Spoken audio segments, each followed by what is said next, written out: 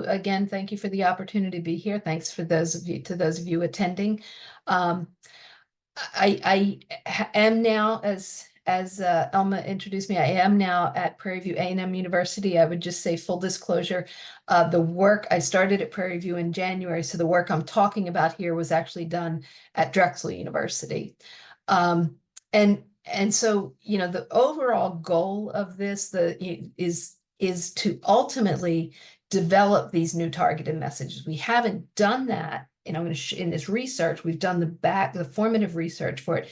We haven't developed those ultimate targeted research. We have the messages. We have some ideas. And I just mentioned that because I ask you to keep that in mind as we go through the seminar. And at the end, I might ask you, what do you think those targeted messages should be? So keep it in mind. I might do a little informal research here with this group to see what, based on what I show you today, what you think targeted messages should be for this group. I'm not able to, there it is. So learning objectives for this talk, I would hope that when you leave, you can identify food safety risks for older adults, that you have an increased understanding of formative research and the role that it plays in developing education materials, and that you have knowledge of the food safety survey for older adults and its availability for use with other older adult populations beyond those which we have used it with so far. So a little bit of background. With respect to older adults, I'll start at the bottom. We know they are a vulnerable population. That is, they tend to have more severe consequences from foodborne illness than the general population. We also know they're a growing population. And a few years ago, it was reported that based on FoodNet data, the three organisms, Salmonella, Campylobacter, and Listeria monocytogenes, were responsible for over 220,000 illnesses, over 9,000 hospitalizations, and almost 500 deaths each year.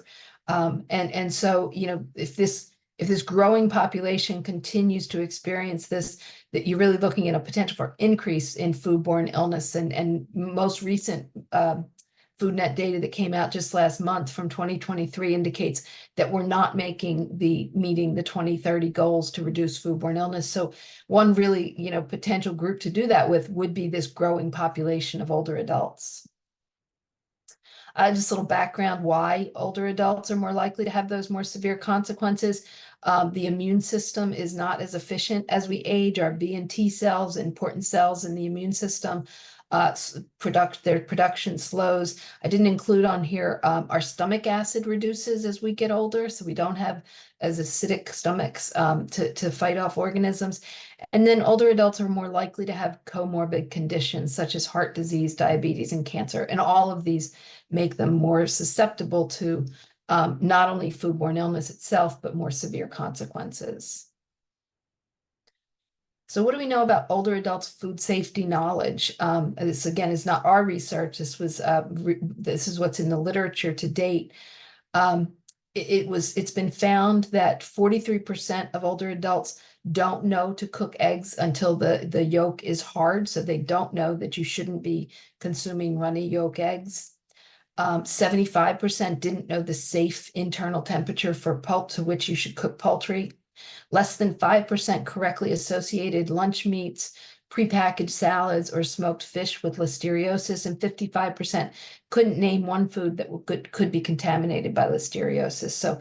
By listeria. So there's a lack of awareness of some of the things they should be doing, and a lack of awareness of listeria, it seems, which again has severe consequences in older adults. Is a very small number of overall illnesses, but actually is an extreme cost for extreme costs associated with it because of the severity of the disease. So what do we know about, I told you about what they know, but what do we know about older adults' actual practices? In observational research, 10% made no attempt to clean cutting boards that came in contact with raw poultry. They almost 70% reported washing raw poultry, which is a potential for cross-contamination that separate, we tell people. So this is pretty consistent with the general population as well. So it's a practice that continues to be done. With respect to cooking, 53% of older adults did not use a cooking thermometer when cooking chicken breasts, and 46% reported eating runny yolk eggs. And then with respect to chill, and this is important for this group because they should be avoiding deli meats, and they certainly, if they have them, should be handling them right. But 53% reported eating deli meats that have been open in the refrigerator for more than 5 days. The recommendation being somewhere between 3 and 5 days maximum to keep those. So what's out there? What's out there to inform older adults at this point? The food safety, I don't know if you can see the foods USDA has a food safety need to know guide to those for those vulnerable populations, but this is a 36-page booklet. It's quite extensive.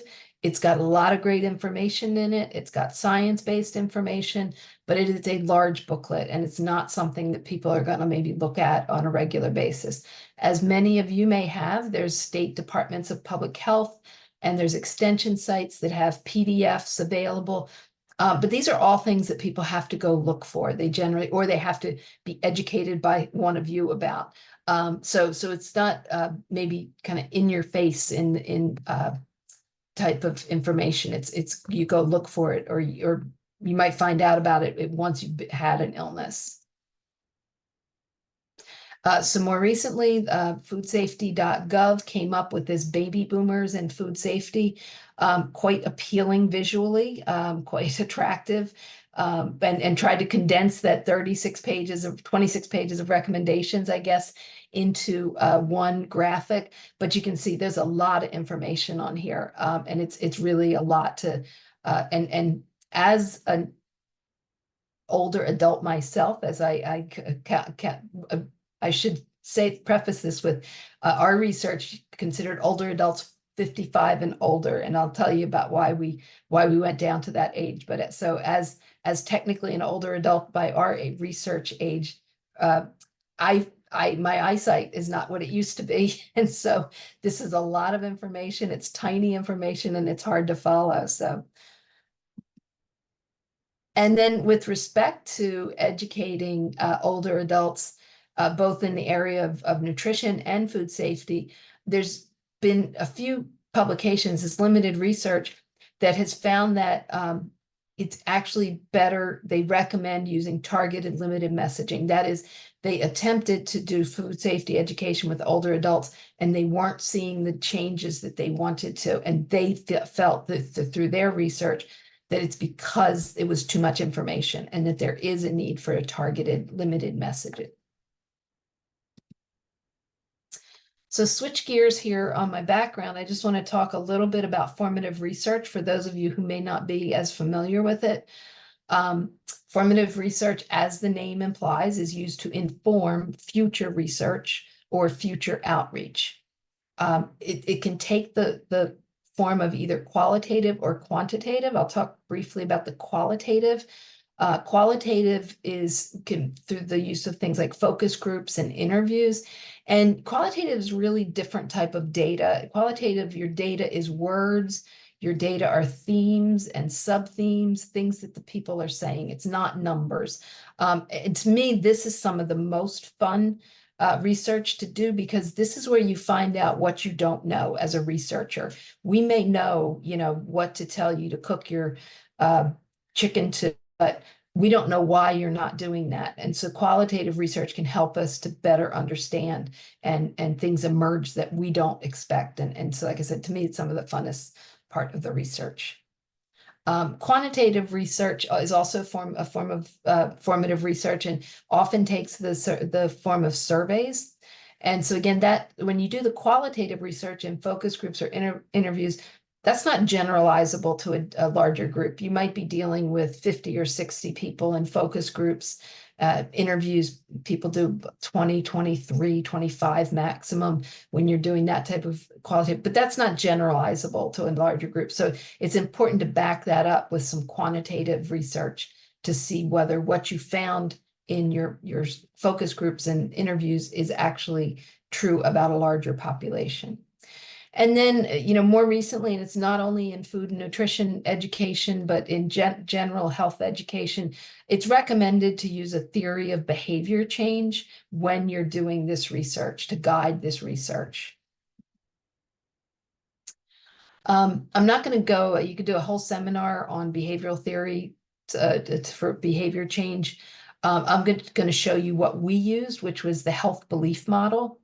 And I just point out, I don't know, can you see my, Elma, can you just nod if you see me moving my cursor? Okay, thank you very much. So, individual behavior is what we want to get at, right? That's what we ultimately want to change. And traditionally it would have been, okay, we've decided in the lab what temperature, what we need to tell you to do, and we tell you to do it, and then you make the behavior change. And we know that's not true. So we know that's not effective. And so we have to consider all of these things that go into your actual behavior. Some of them are what are called modifying factors. They just are part of who you are, your age, your sex, your socioeconomics, what your level of education is. These are things of who you are, and they feed into your individual beliefs. And this is where the different models often are, the different behavior change models vary. We chose this particular one because it included perceived threats and perceived susceptibility and severity. So that's what we're talking about with older adults is do they perceive how susceptible and how severe the illness might be? Other things that play into whether people will make a behavior change, again, perceived threat, perceived benefit. What is the benefit to me doing what you're asking me to do? Perceived barriers. What keeps me from doing what you're asking me to do? Spoiler alert, one of the things we found is that heating deli meat to steaming was just not appealing. I've worked with many groups about it, and nobody's interested in heating their deli meat to steaming. So this would be an example of a perceived barrier.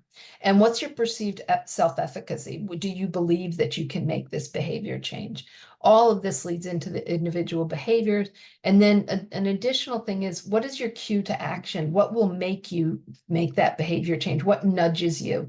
And again, spoiler alert, one of the things we found in this research was that actually recall information seems to have a big effect on older adults being willing to avoid certain foods. If they've heard recall messages, they say, oh, I know that's not good. I know that's not safe, and I will avoid it. So statement of the problem, that's your background there. And just to tell you, to sum that up, older adults are susceptible to foodborne illness and may experience more severe disease once infected. Older adults, we know, engage in behaviors that may increase their risk for foodborne illness, and older adults may underestimate their level of susceptibility. So the objectives of the research I'm going to talk to you about, again, this is actually 3 different publications. One of them is yet in press. I'll give you those, but so I'm going to be going, each of these objectives could be a seminar in themselves. So I'm going to be just briefly talking about each one for 10 minutes or so. One was to conduct the formative research with older adults using focus groups. Second was to develop and validate a food safety survey for older adults based on being informed by that formative research. And the third was to administer the survey to a nationwide sample of older adults. So objective 1, our focus groups, we used Research Match to do our recruiting. Research Match is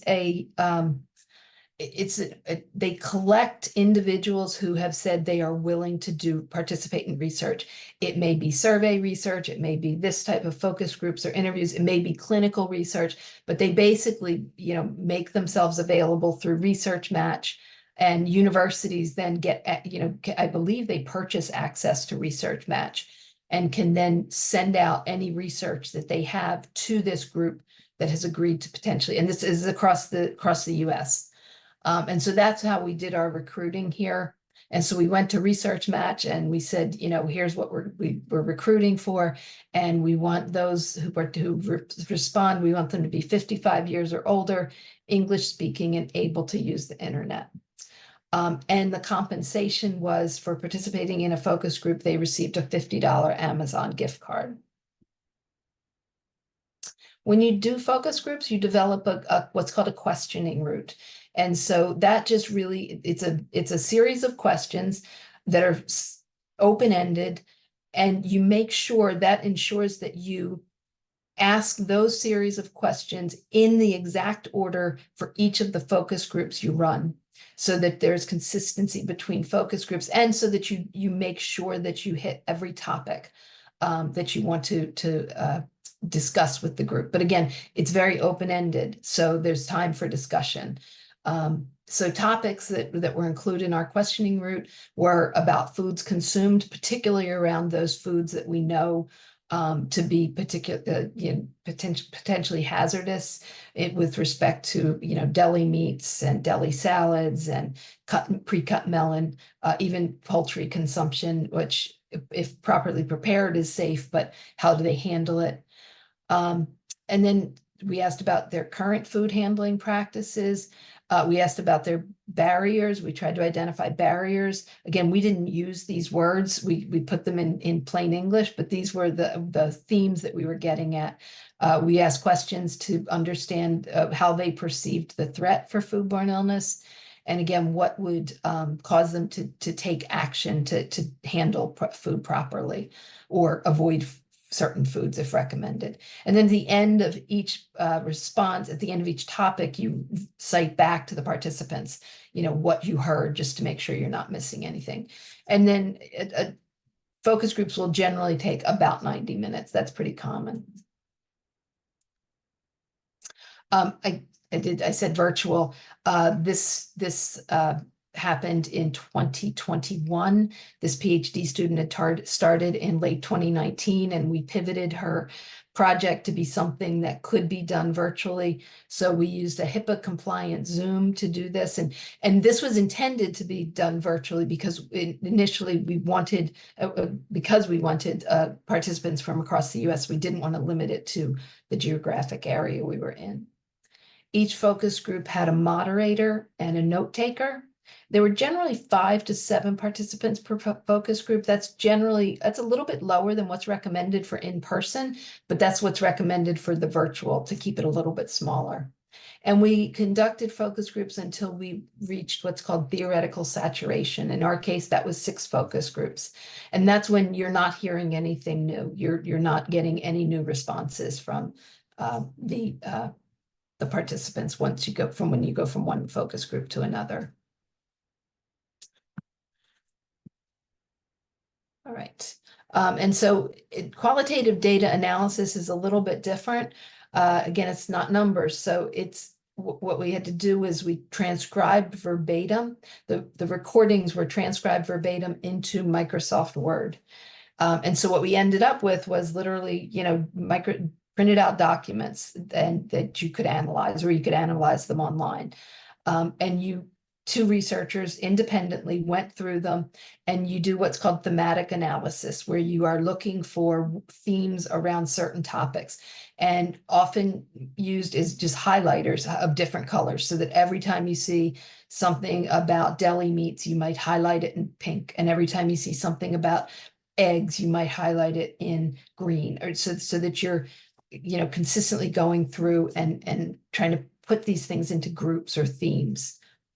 We did this manually. Again, that's manual thematic analysis. We also used NVivo, which will read it all and come up with themes. And we did that as a backup. In my experience, NVivo it's a software package if you're not familiar, but it's not really good. It's good at catching if you've missed something, but I've never found anybody who has said that they can do it without actually also doing the manual thematic analysis.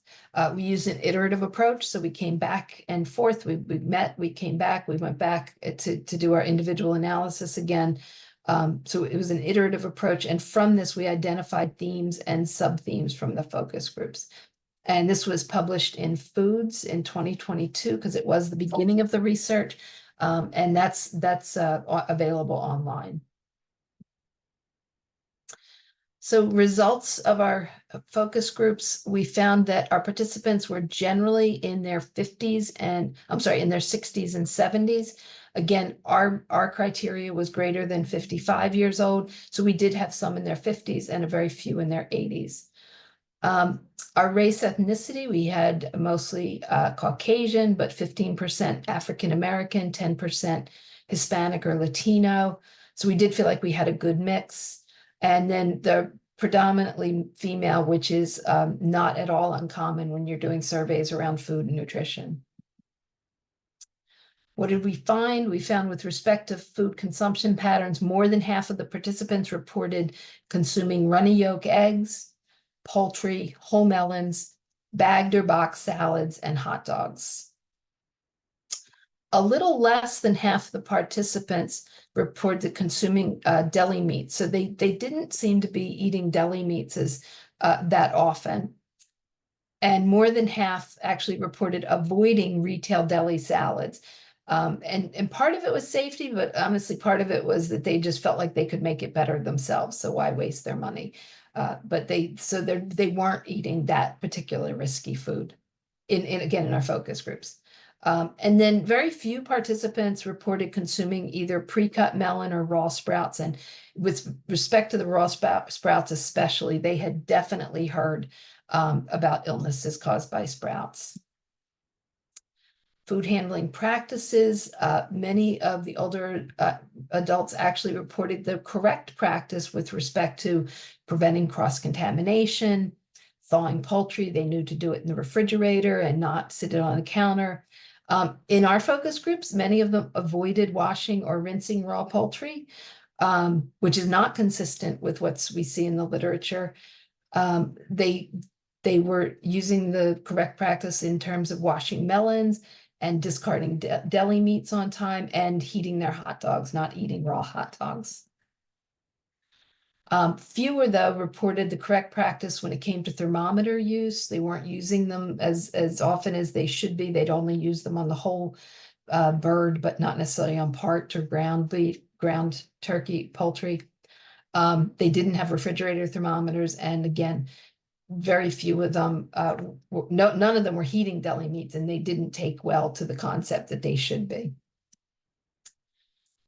So, what did we see with respect to perceived threats? Older adults do not perceive themselves as vulnerable due to their age. However, they do perceive threats related to specific foods. And when they perceive those threats, they take precautions to mitigate the risks. So next few ones, I've got some bubbles here that you can see. These are direct quotes from our focus groups. Again, so they do not perceive themselves. That's why we're old, we survived. They felt like they knew how to do it. So it wasn't them that was the problem. And then, with respect to, I believe it was, with respect to, when they were told, we informed them throughout this, and we informed them of the risk. So things have changed over time such that the salmonella in egg yolks didn't used to be a problem for some of these individuals when they were growing up. And so they didn't understand that now there is a risk. And that's, again, problem with listeria, which didn't used to be as much of a risk. So if that risk changed during their lifetime, we need to think about giving them a rationale. And so when we provided that rationale with respect to eggs, an example, someone said, oh, yeah, I'll probably go to scrambled then after, eating eggs with a runny yolk. But now she understood the risk. But of course, we can't educate everybody in focus groups. So that's why we need these targeted messages. And again, another sub-theme that came up was that cued action that I mentioned before. We really found that if they heard about a recall, that changed what they were willing to do. So I absolutely will not touch ground poultry products, and partly because I hear about recalls all the time. And with respect to bagged box salads, greens. I do on occasion, meaning buy them. But I recall, I think about 2 months ago, a couple of lettuce were recalled, so I stopped buying them. So this was a really interesting finding to us, that the use of recalls and, in real time, or maybe even just education materials, need to focus on the number of recalls. That seems to have an impact on these older adults. Another sub-theme we identified were perceived barriers. Many of these were, just taste, preference, habit, experience, convenience. So I just, I've always cooked without a thermometer. I've always, washed my raw meat. I don't really like other eggs, I just like them over easy. So this is just convenience and, what they've always done. And that's a barrier to trying to adopt the new behavior, to not, particularly around not eating runny yolk eggs. They've really had a hard, they understood the risk, but when we educated them, but they had a hard time saying, no, I don't think I could make that change because I just won't enjoy my breakfast as much. And friends and family were a source of food safety information, but unfortunately sometimes incorrect. And I think that's something we need to remember. So moving on to objective 2, this one I'm really going to go through quickly. I think I've got 3 slides on it. Having said that, it was probably the majority of the work that this PhD student conducted. And so she developed and validated a food safety survey for older adults.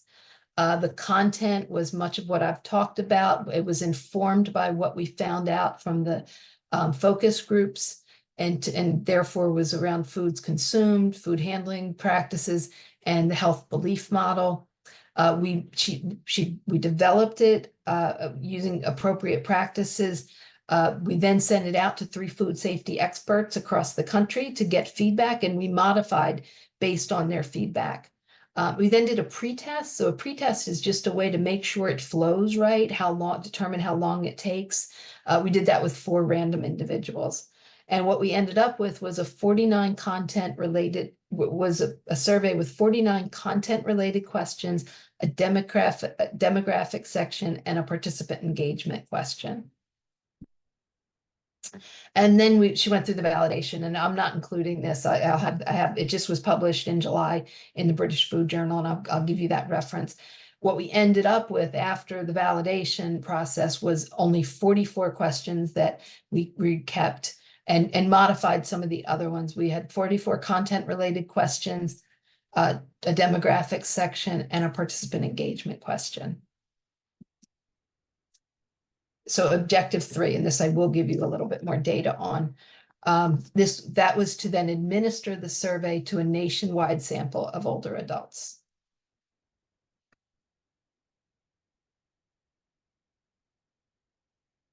Our target sample size for this was 1,500, and the way we administered it and recruited for it was through SurveyMonkey. So SurveyMonkey maintains a pool of individuals who are willing to take surveys. And there's other survey platforms that do this as well. One of the reasons we use SurveyMonkey is because, unlike other platforms where people just get paid or get money put into an account for taking a survey, with SurveyMonkey, the individuals, it's a different model. They take surveys to make donations to charitable contributions to organizations that they might choose. There's some sweepstakes involved too that they can enter. But it's not just, I take something, I get $5. I take something, I get $5. And because there is evidence, especially after the pandemic, that more and more people are aware that this can be a money-making opportunity, and therefore taking things and not actually, paying attention to what they're taking. And that's why it's so important to use that participant engagement question. Something as simple as, what color is the sky? And if they don't answer blue, then their information, anything they put on the survey, they get kicked out. And we like SurveyMonkey. I've continued to use SurveyMonkey because we have very few that get kicked out when we use SurveyMonkey. We find it is pretty reliable. So we administered the survey, again, 1,500 people, and the way SurveyMonkey works is that you literally say, okay, here's the length of my survey, here's the group that I want you to narrow it down to, and they give you, and here's how many people I want, and they give you a price range so that you know you basically purchase that pool of 1,500. So data analysis, after we ran it, it was done by SPSS, using SPSS. We used descriptive statistics that I'm going to show you the results of today with respect to demographics, food consumption patterns, their handling, and the health belief model cues. We also did some correlational data. I'm not going to, in the interest of time, I'm not going to go through that today. So demographics, we had a little over half female. We had a predominantly white 87% and predominantly non-Hispanic participants, with the majority having 4-year degree or higher. This is not representative of the US population. This is skewed towards white, non-Hispanic. So we recognize that. So that's a limitation of this research, of this survey in particular. But I'm going to show you what we found with this group. 63% some daily or sometimes ate runny yolk eggs. So all of these things are things that their older adults are told to avoid. And so when I say sometimes, that's basically, we ask them daily, weekly, or sometimes. So sometimes is that they do eat them at some point. So 53% or 52% daily or sometimes ate pre-cut melons. 81% sometimes ate bagged or boxed pre-washed salad greens, and 80% sometimes ate lunch meat or what's deli meat, whichever you call it. So they are eating these foods. This older adults are eating these potentially dangerous foods. With respect to food handling practices, now I'm going a little bit backwards here. This is the percent that actually rarely that did it wrong, right? So rarely or never used a thermometer to check doneness of poultry. When it came to whole poultry, only 32% didn't use the cooking thermometer. And so that kind of makes sense. 70% is using it on a whole turkey or chicken. But with respect to parts, 48% never used a cooking thermometer. And when it comes to ground poultry, 70% don't rarely or never use a cooking thermometer. So they're not using the thermometer as often, as consistently as they should be. 70%, and again, this is consistent with what's in the literature, around 70% wash or rinse their poultry at least sometimes. When it comes to food handling practices around processed meats, the guideline for hot dogs, I believe, is basically like within a week to get rid of them after they're opened. And with fresh sliced deli meats, it's within preferably 3 days. We could stretch it to 5, but really 3 is recommended. And packaged lunch meats after you open them, again, that 3 to 5 day rule applies. And so a lot, with respect to hot dogs, 47% weren't following the guidelines, and 61 and 68% weren't following the guidelines with respect to the deli meat. So they're not only eating these foods, but they're keeping in the refrigerator longer than they should be, which we know allows Listeria to grow. Perceived susceptibility to and severity of foodborne illness. So 86% knew that foodborne illness could cause death. However, again, this is the it's not me problem. Oops, let me go back. 87% that they said that they carefully handle food to prevent foodborne illness. So again, they know it can cause illness, but it's not them. They're doing it right. So. And then with respect to cues to action, we asked who they trust to get their information about food safety from. And high to complete trust, we saw, again, food product recall was actually the highest. They had 71% said they had high to complete trust in product recall information. Next highest was educational brochures. So they are still using educational brochures. And then government publications or emails, 51% said that they trusted. Probably good news is with respect to family or friends, only 36% high to complete trust in family and friends. So they knew to be a little skeptical of those family and friends recommendations. So the final outcomes from this body of research was that we have a validated survey. It is available in the supplemental materials of the British Food Journal publication. If for any reason and available for use, we want other people to use it with other groups. If you have any problem getting that survey and you'd like to use it, reach out to me directly and I can send it to you. And then we also have this preliminary data to inform targeted messages for older adults. Future directions, we recognize again the limitation that our survey, the first time we sent it out, did not represent the general population. And we also want to specifically focus on older adults or seniors that are of low income and minority race ethnicity, because we know that this in the general population, low income and minority race ethnicity individuals suffer from greater rates of foodborne illness. So we want to know what the food safety risks for the older adults in those groups are as well.